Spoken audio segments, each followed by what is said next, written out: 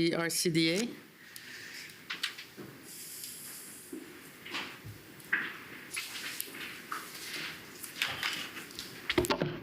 Bonjour, Monsieur le Premier ministre.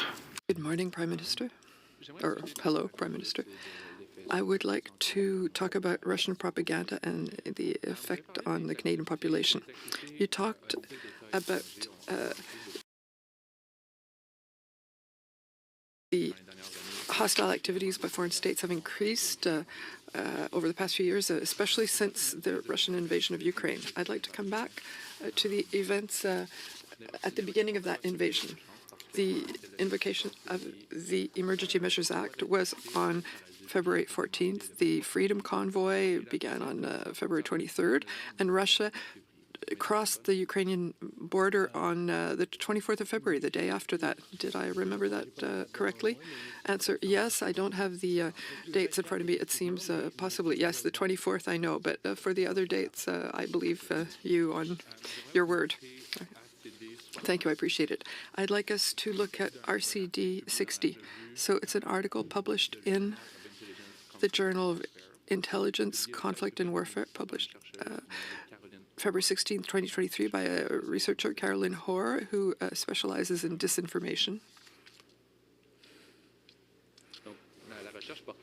This research looked at the role of Russia in the Freedom Convoy, and especially an analysis of media activity related to the Freedom Convoy in 2022. It's a 22-page analysis, but I'd like to draw your attention to the conclusion of the study that we can see here, the final sentence. Can we go back on the abstract, please? Yes. Thank you. Based on these findings, it is reasonable to infer that there was Russian involvement in the 2022 truck convoy, though the scope and impact remains to be determined. Est-ce que vous croyez que la Russie a amplifié le convoi de la liberté? Do you believe that Russia used the Freedom Convoy in 2022 to distract Canada and the world from its invasion of Ukraine?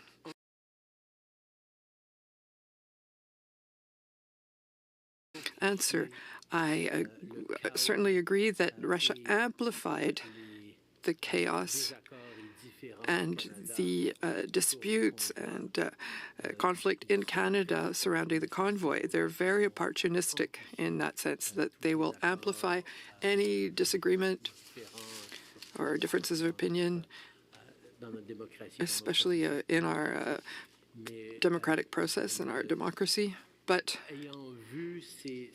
having seen these RT activities, including in the most recent information that we received about the Tenet Group, I would say that it would be hard to draw direct conclusions as to the Russian invasion of Ukraine and its activities in Canada, because the Russian activities, the propaganda and misinformation activities on the part of Russia have been fairly constant in our social media, in our Canadian democracy on the part of Russia. To say that one is directly linked to the other, I wouldn't feel comfortable to say that if I didn't have more concrete evidence to make that connection. So I'm not necessarily asking you to make that connection, but I appreciate your answer. Could we look at the messages that were transmitted or amplified in that respect? On page 7, there are some screenshots that were shown by the researcher. And could we zoom so that we can see the titles? I know there are quite a few of them there, but I'll read a few of them. In the middle, Canada's Freedom Convoy has perfectly exposed legacy media's conceited bias. Though is not up to the job, or MEP accuses Canada of human rights violation. Donc, le convoi de la liberté est terminé depuis longtemps, mais the Freedom Convoy is over, but these messages are still being sent nowadays. Answer, yes. We have seen that anti-vax messages during the convoy and during the pandemic were amplified by Russian propaganda, especially in the media of the right, and it was continued by messages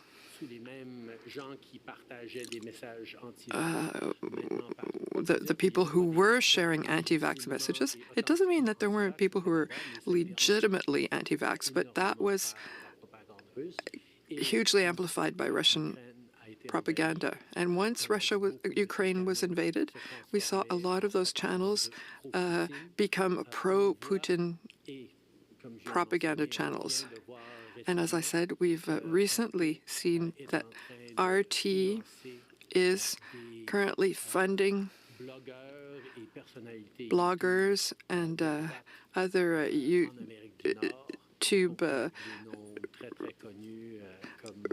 personalities of the right, such as Jordan Peterson, other names that are well known, and Tucker Carlson as well, in order to amplify messages that are destabilizing democracies.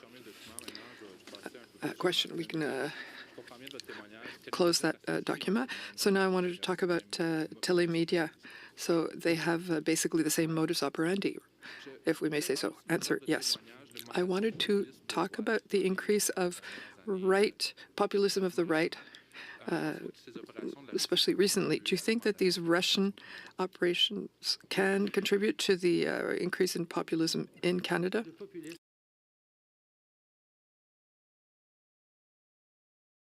Answer. Well, listen, populism doesn't need Russia to be successful, but we can see that Russia is very active in its desire to undermine the confidence that citizens have in their democracies, and that around the world. What we saw with the Russian interference in the 2016 election, in the French elections in 2017, and in the Brexit campaign in the UK. Russia is very, very savvy as to how to amplify distrust or insatisfaction in our institutions within democracies in order to undermine the sentiment of belonging, of confidence, and even of competence of our democracies to respond to major issues. It's an approach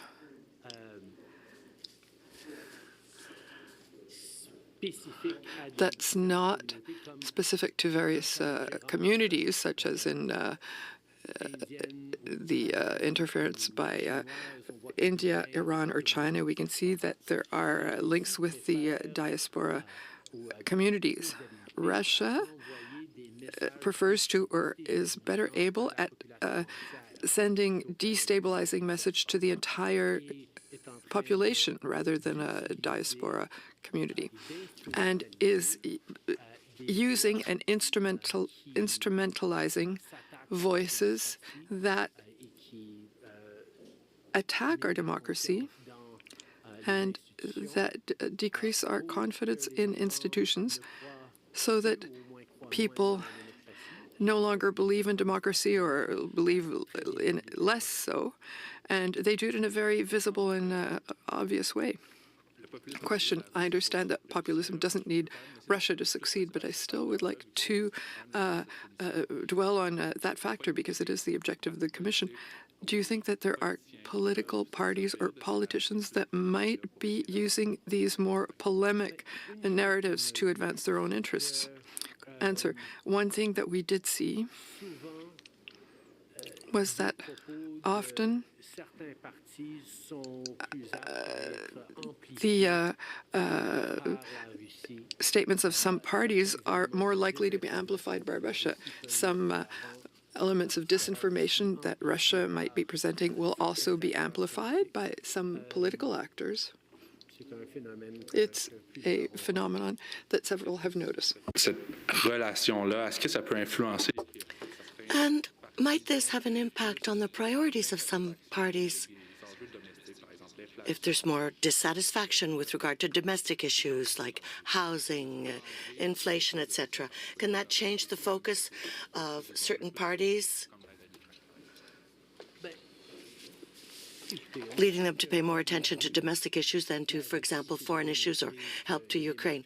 Well, Russia is trying to demonstrate that democracies don't function. Therefore, if they can amplify statements along the lines that everything is broken, that's what they will do.